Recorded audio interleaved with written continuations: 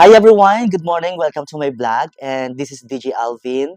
And today we are inviting here at Aberdeen Hotel for the Estilo Modelo Philippines Fashion Awards. At ilan sa mga models ng Di Mana Stylist Philippines ay makakapanayam natin, and ipapakilala ko sa inyo isa-isa ang mga modelo ng Di Mana Stylist Philippines. And before that, I would like to thank, of course, to Mami Annabel Balala, the owner and founder of The Mana Stylist Philippines. Don't forget to follow and like and share my Facebook page, DJ Alvin. Ayan. So, see you later, everyone.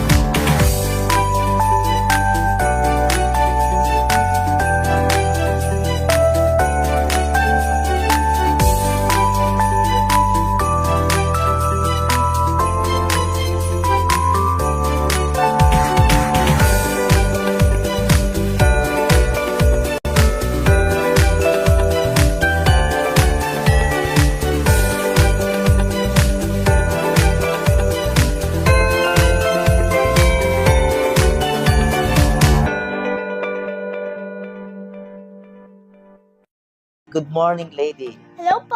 Ay, ang bongga ng pagkabate. Anyway, so can you please tell me something about yourself? I'm Altea Funipi Balala. My name is second runner-up and I'm 8 years old. Wow, not 8 years old and you are second runner-up Minimis Global 2024. So, how is your experience on that awards? I was so grateful for who awarded me and the judges who picked me to have that award and the supporters and my parents. Wow, and God. so are you ready to receive an awards today? Yes. Okay, so can you please tell me something about your life naman? My life is about fun and grateful. I do gymnastics and a lot of sports. I love drawing as well. Wow, so you love drawing. Okay, so do you have any favorite colors or favorite Yes. animals? I love a turtle and dog. Turtle and dog. Yes, Why turtle and dog? Because turtle, I love turtle because they're so cute and green. Because green reminds me of nature. Wow. So how about the color? Oh, the color pink makes me remind of a cute girl and flowers and tulips and a beautiful and kind girl like me. Wow. So, what are you going to do right now? Because we are here in Aberdeen Hotel to receive an awards of Estilo Modelo Philippines Fashion Awards. So, how do you prepare? Well, I would prepare of practicing my wampa and my question answer and make sure I'm actually ready for the event. All right. So, do you have any message for the Mana Stylist Philippines? My message is thank you for everybody who came to my mom's event and thank you for everybody who supported us and God bless. Wow. And So, I'm thankful for my parents because they wouldn't be here if they wouldn't be here without them. all right. So, do you have any message to your mom and dad right now?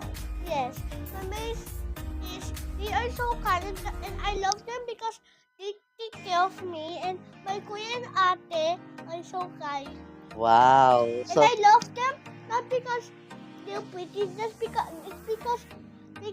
they take care of me and more. all right. So, Althea Francine Balala, right? So, Papa, do you have any special thanks? thank you for everybody. Thank you for everybody that supported me and my parents and God and my other supporters, my friends and family. Thank you. All right. Thank you so much. And my siblings. Thank you so much and congratulations, Thank Miss you. Althea.